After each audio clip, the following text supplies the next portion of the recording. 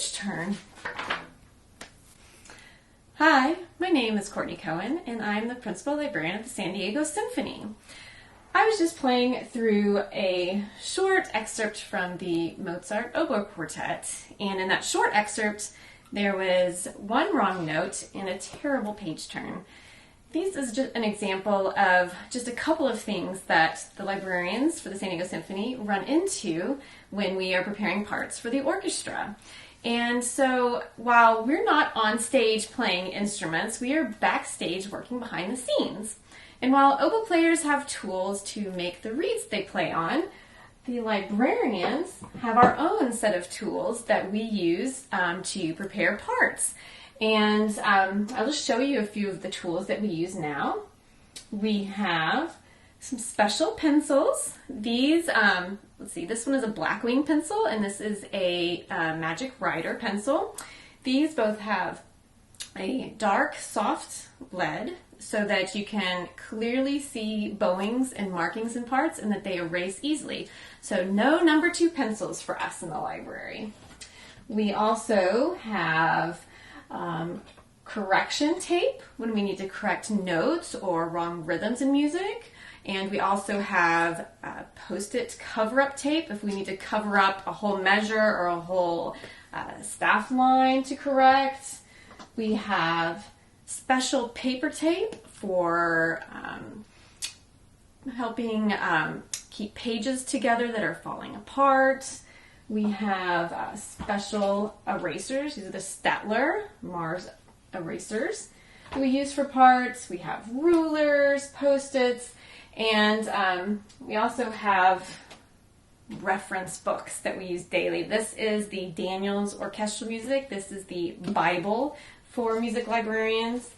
As so many pieces that we perform in the orchestra are listed in here with their title, the composition dates, who the publisher is, and what the instrumentation is. And so it is our go-to reference whenever we are looking to prepare music. And so in the example I just played, there's a wrong note right in this area. And then when you get to this page turn, there's not enough time to turn the page. So what we would do here is I would use my paper tape, the correction tape that we have, and our ruler and a pen. And I would very carefully go in and correct the wrong note so that whenever a musician picks up their parts for a rehearsal, we hope to have as many airs in the parts corrected in advance to save rehearsal time. And we know that we are doing our job well when nobody knows we exist. We want rehearsals and performances to run as smoothly as possible. So now we have the correct note in this measure. And then for the page turn fix, we would generally copy out the section and post it at the top of the page or post it on the next page so it's easy to view. And then here the part is falling apart from many, many years of use. So I would get our paper tape and bind the part back together.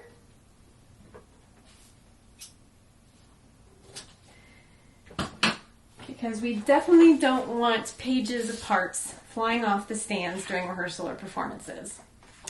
So these are just a few of the tools we use every day in our work in the library. There are many, many more, and I look forward to discussing it with more of you in the Lunch and Listen segment. Thank you. Bye-bye. Good afternoon, and welcome back to Lunch and Listen. This is a special treat today with Courtney Cohen, who is such a dedicated principal librarian, and as such really takes care of so many people, and we'll get into that right away. But just thank you again for being here. I've heard feedback from so many of you as to how much you've enjoyed these programs, as do I. So Courtney, welcome. Good to see you. Thank you, Martha. It's so good to see you too. And what lovely oboe playing. I've never heard you play oboe. Oh, thank you. I appreciate it. It's not as well as I used to, but I still enjoy playing from time to time. Yes, well, you should. It's good for your soul. Yeah. Well, and I thought you did a great job of talking about a little bit about your job. You just are actually uncovering the tip of the iceberg as to the depth of what you do. But you really serve so many people in the orchestra. Obviously, the orchestra musicians and making their lives work. Our music director, Rafael Payari, and executing his wishes.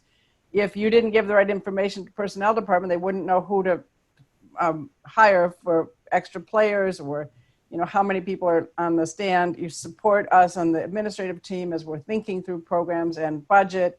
And then there's this vast part of the kind of legal exchange of your job in terms of rights, performance rights, and so forth. So you wear a lot of hats. Yes. And that's one thing I really enjoy about the job, because every day brings new challenges and new roles to the job. And so no 2 days are the same. And that's one thing I really enjoy about it. So you were playing oboe. I note you went to LSU as an undergrad Yes, that's correct. and studied with, I studied with Linda Stroman at LSU. and we've never had this conversation, but she was my roommate at Northwestern. I did not know that. Wow. What a small world. Very small world. It's just after she finished studying with Ray Steele and went to Ray Mack. Oh my goodness. Oh, she's such a dear person. It was, yeah, she was fantastic. No, it's not Ray Mack. It's Ray Steele and And John Mack. John Mack. Mm-hmm. I made this twice on this program, that mistake. Anyhow, so in Boston, when did you start thinking that library work was your real calling? It was when I was in graduate school at the New England Conservatory. I was studying oboe performance there as well for my master's degree with John Ferrillo. And as part of the work study program there, I worked in the performance library. And the performance librarian there was Russ Gersberger. And he was and is such an amazing teacher as far as everything to do with the music library. And I was fascinated by what went on. I mean, I was just like most other musicians in that I had no idea how music appeared on my stand every day until I started working behind the scenes. And I started working on bowings, on cataloging, just all the basic things in the library there.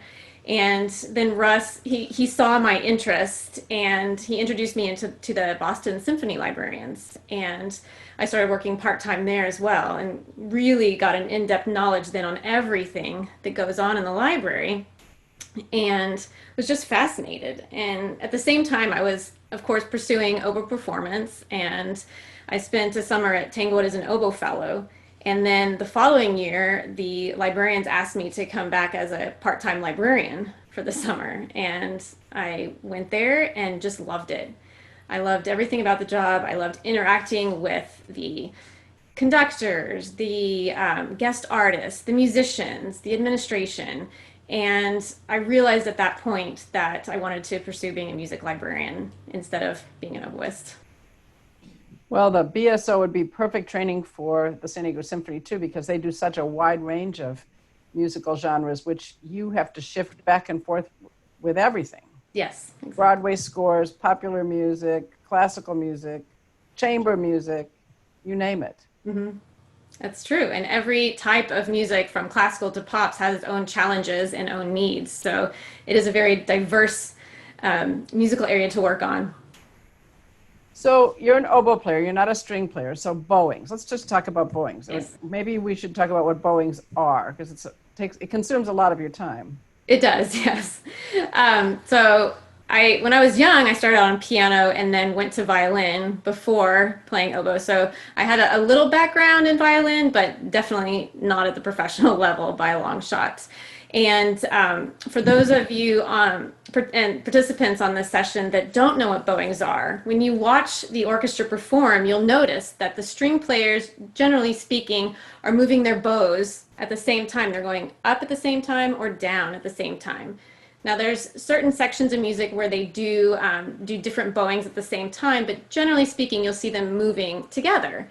And those are the bowings. And the bowing process starts with the concertmaster. Whenever we have a new piece of music, I'll give the part to Jeff or whoever's concertmaster for the show, and they will insert their bowings into the part. They will return it back to me, and then I will copy it for the principal second violin, principal viola, and principal cellist. They will review Jeff's bowings and mark their parts to correspond with what he put in as well. And then I will copy the cellist bowings and give it to the principal bass player for the concert. And once I have all those parts back from the principals, myself as well as our other librarian, Rachel Fields, will transfer those bowings into the section parts so everybody has the same parts, same bowings in their parts. Yeah, it's time consuming, and that's where the pencil and the eraser comes in really handy. Exactly, yes. Lots of erasing. So you talked about a mistake in the parts, and so with some pieces, I always think of, French music in particular, but maybe I'm completely wrong. Mm-hmm. The work comes with a page of errata, or there are published pages of errata. Tell me how you keep track of all of that. That's a very good question. So orchestra librarians are part of an organization called the Major Orchestra Librarians Association. And through this organization, we have access to a very extensive compilation of errata lists. And so any work that has been proofed before by other librarians, they will submit the errata list to MOLA. So we have access to that. So if we're performing a new work that we haven't proofed before, I will search the MOLA database to see if an errata list exists. And if so, I will reference that when proofing the parts. If an MOLA errata list doesn't exist, then I will sit down with the score and each part individually and go measure by measure to proof the parts against the score, looking for errors. Now, of course, sometimes there's errors in the score as well, so that's when our music theory comes in handy, and we have to analyze the score and the parts to see what is actually the correct note or the correct rhythm. I certainly have been in the room when very experienced conductors are doing a work and a player comes in and said, I don't understand this note, and they're comparing notes and they call you in, and there's a kind of conversation that happens. It seems amazing that these parts exist and that there are still mistakes that can get caught. Yes, I agree. And even with pieces that have been proofed before and have 30-page errata lists, people can't always catch everything. So you're still going to find, even if there's small errors, an articulation difference or a dynamic difference, something that does not correspond exactly with the score. And so we own some music. We have a music library of music that we perform. So it's always got our bowings and it's always got our markings in, right? Yes. But then there are rental parts that you have to get for a score. Like, for instance, Mason Bates last year. Let's talk about Mason's piece. Yes. And so you're going to rent those parts. What are you looking for when you're talking to the rental agent? When I'm talking to the rental agent, I first go out the process. When a work is under copyright, usually we have to rent it. So we'll go getting a rental quote from the publisher to see what it will cost to rent the work. I will confirm instrumentation with the rental agent because what they have on their website doesn't always correspond with what actually the instrumentation needs are. So I'll confirm that, ask for a perusal score so that I can view the score in advance too, because even if they tell me the instrumentation is one thing, once I get a score, usually there's something that they missed. It's just good to have that score in hand to see exactly what they're talking about.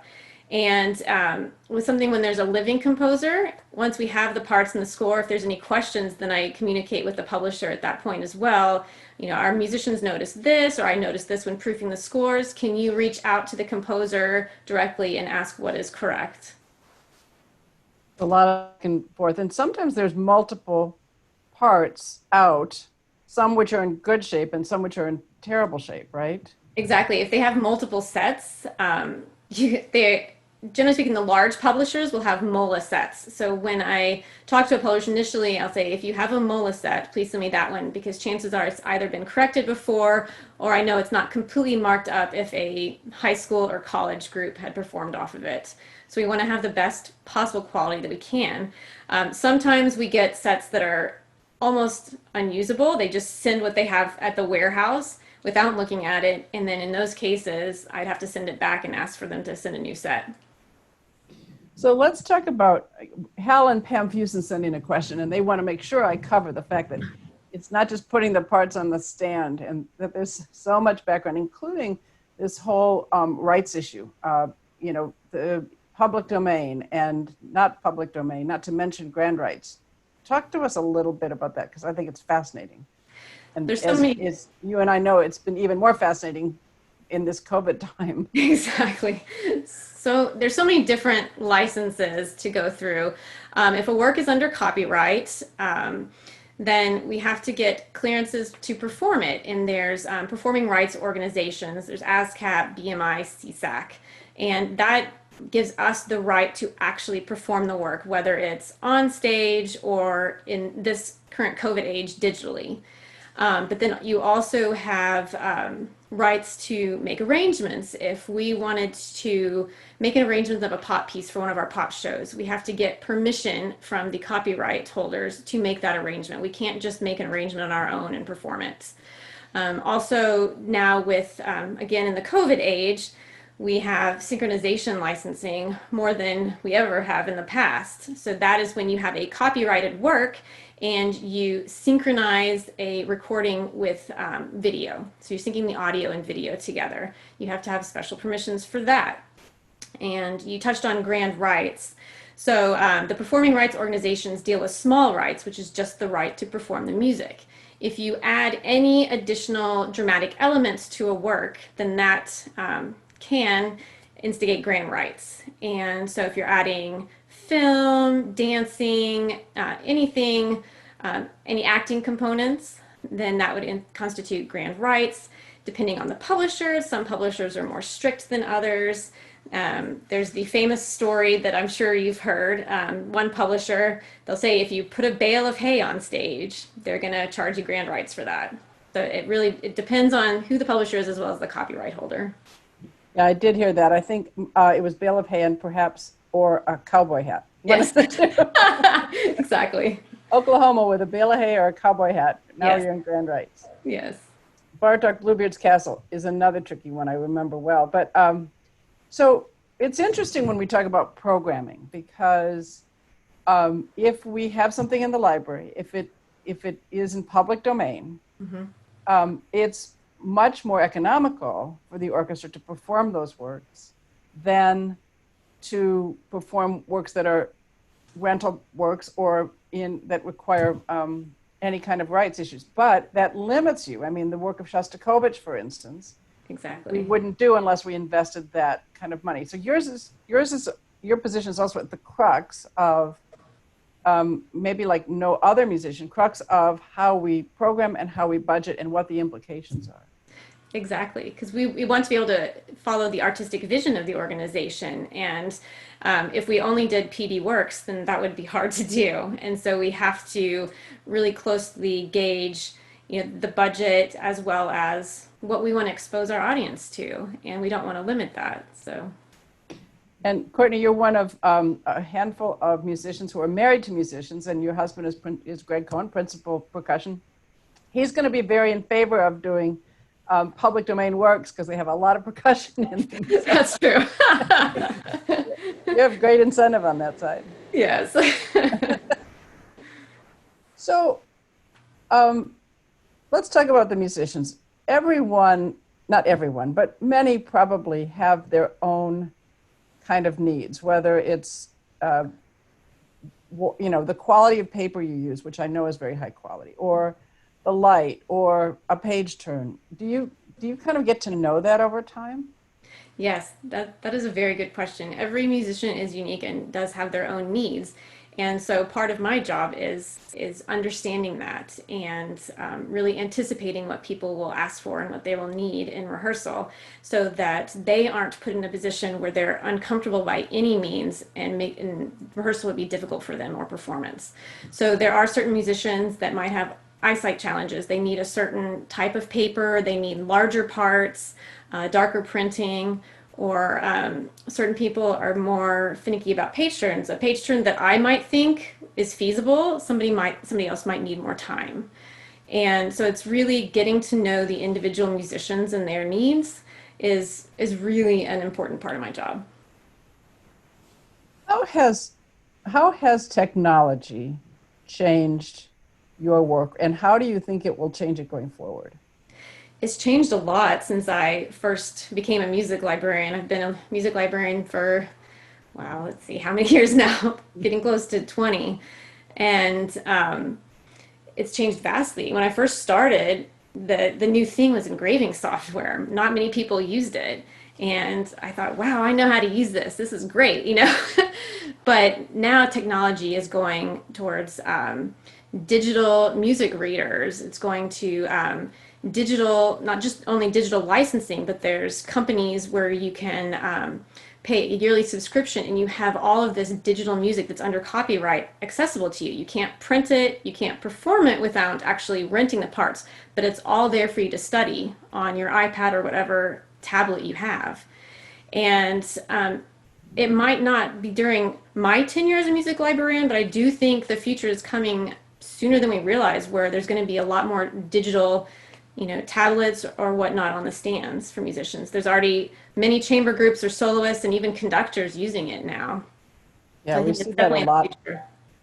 Pianists and, well, Enon Barnaton and Elisa Wellerson both just did performances, and they're using their iPads with a pedal to turn the page.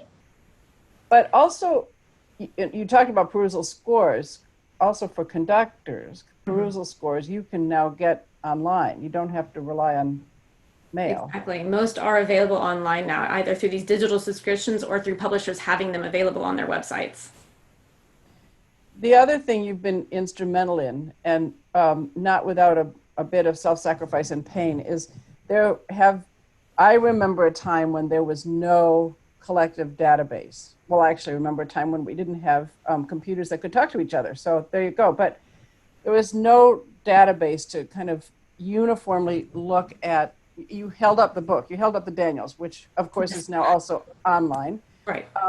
But there was no place to go and have a definitive location to understand timings and movements and length of movements and instrumentation, all those essential facts. And also to input an orchestra's performance practice on those things. And the librarians, there was a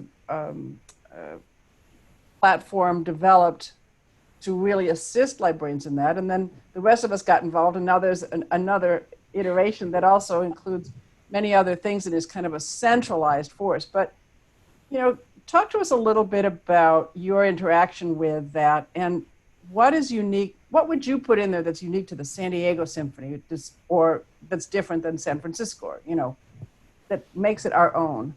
Definitely. So when I first started working here, which was a little over 10 years ago, there was not a central database in the library. And then after about a year, we purchased OPAS, which was created for librarians as well as for the orchestra to plan out the season. So the first thing I did was input our entire holdings into OPAS. And so that's all of our classical holdings, all of our pops holdings, all of our scores, bowing masters, everything that we own, course music.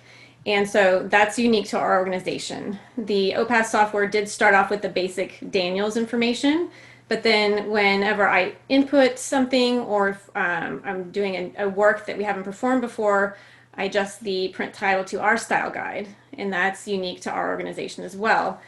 The database came with timings. Whenever we have a performance, I will include those timings of our performance into the database, so that, say we perform the same work again with the same conductor, we'll have a record of what his or her timings were, and we can change the timings for the upcoming program based on that information, so we can have a more accurate timeline of that performance. And now we're moving to another database software called Arts Vision that has venue planning management as well. And so there's even more information we can input into this database as well. But other things that I will include that would be unique to our organization is, how did we set up the stage? You can upload documents of the stage setup. So when we do this again in the future, we have that reference. You can upload scans of bowing masters or a score, anything that will help us with future planning. It's hugely helpful. Or I suppose, conductors that take the repeat or don't take the repeat in Brahms Symphony. And any cuts that we took on work, especially with pops concerts, there's always so many cuts and the roadmap information that we would include that in as well for future reference. Well, it is the hub of the orchestra's life in terms of all the information you control. What's the part of your job you love the most? I love so much about it, but I think my favorite thing about the job is research. I love a challenge. So if somebody wants to program a piece that's out of print, that's hard to find, I love that. I love research. I love finding things that are hard to find. If somebody has a question again about an error, I love researching how other orchestras have done this, how other conductors have done that, and try to come up with a solution with whatever conductor is doing that piece. Great. Courtney, you do such a great job. And may I just say that you have the admiration of all of the musicians for how well you serve them, as well as our music director and administration. But we are so fortunate to have you. And thank you for all of your good work, really. Thank you. I really appreciate it. I'm so glad to be here. I know, Courtney, you're still working pretty much full time because the work of the librarian has not gone away. We've got all of these wonderful lunch and listen, for instance, when people are playing and maybe they want to know about rights. You get phone calls from players. We've done some work on the Listen Here program. I mean, you're updating all of our or downloading all of our information from OPAS and the others. So your life is changed. You're not going into the hall and hearing music anymore, but still very active.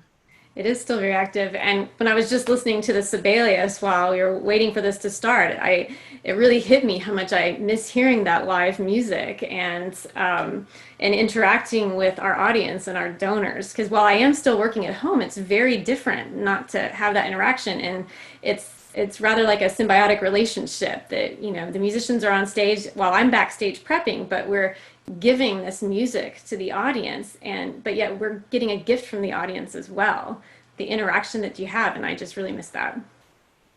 Well, we miss you too, and we really miss hearing the music, and you get to hear it right up close, right backstage. I do. And you know every note, as a matter of fact. Yes. Thank you for being with us today. It's really been a pleasure, and stay well. Thank you, Martha. You too. It's so nice to see you and Jen, and it's so nice to see the participants, even though I can't visually see you. I'm so glad you're here. I look forward to seeing you at the hall again soon.